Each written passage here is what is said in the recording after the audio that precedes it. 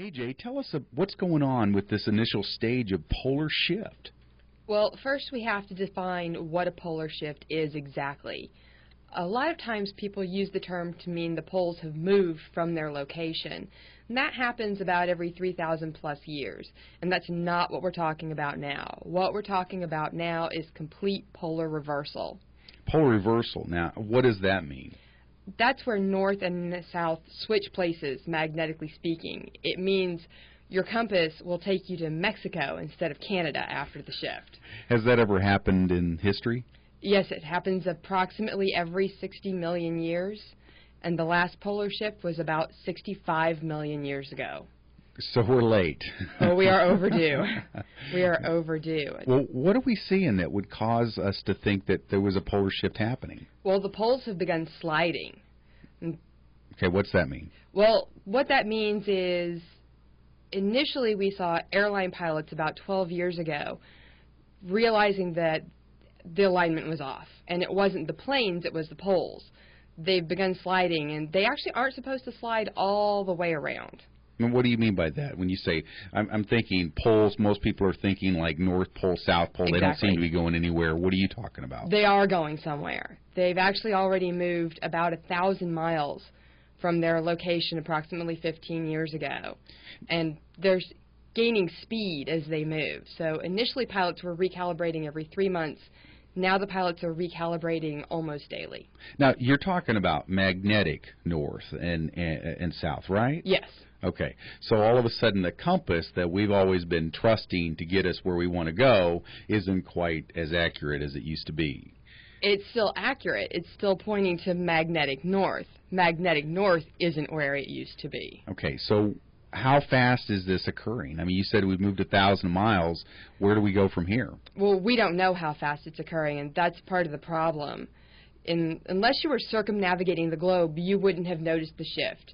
But now they're picking up speed, and a lot of the theories about how the poles would shift actually aren't panning out now. So the theory that they actually slid around isn't true. One of the theories that you would wake up one day and the poles would have just snapped and shifted instantaneously. That's not holding true either, nor is the theory that they shift slowly through the center of the Earth, right, which would leave the Earth with no magnetics for a while. Right. Those are all not true. Well, what are some of the byproducts of this? Well, what we're seeing now, initially with the polar shift itself and the Earth and the geology, is that Dr. David Carter I is going to be the winner in the polar reversal theory game. He's the one who predicted that the poles would start by sliding.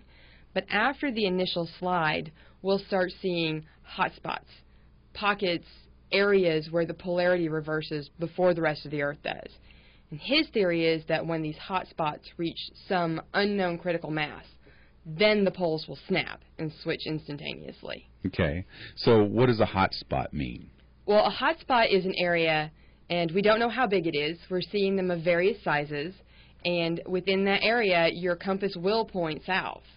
Oh, that's nice. So all of a sudden that little thing in the car when you're driving will just flip around? Exactly. You'll think you were going north, and it'll say you're going south. Oh. When you get out, it'll say north again. So how's this affecting our lives and what we're seeing in America and throughout the world? Well, what we're seeing is alterations that we didn't quite know how to catalog at first. Initially, we were seeing frog issues. The University of Tennessee, their biodiversity department, recently issued some statements. They had found some hot spots, and they found them initially by recognizing frog mutations. So this has grown and grown recently. We're seeing frogs with 6 legs, whole populations of frogs that are blind, all kinds of mutations. There are bee mutations. In California, bees are swarming in columns by the side of the freeway. So these have been some of the starters. These were the first. So the bees are like in a whirlwind, and they're just swarming in a circle. It's like a bee swarm, but it's as though the bees know not to go outside of this column or space. It's very bizarre looking. That is pretty bizarre. It's kind of so freaky. One of the things that I know my listening audience is going to want to know how to get a hold of you. How would someone get a hold of you to ask you a question about this? Well, you can visit me at my website. My website is ajscudiere.com. That's AJSCUDIERE.com. And you can email me there, or you can just email me directly at aj@ajscudiere.com. I'll be glad to answer any questions. Spell the last name again. SCUDIERE. Okay, very good.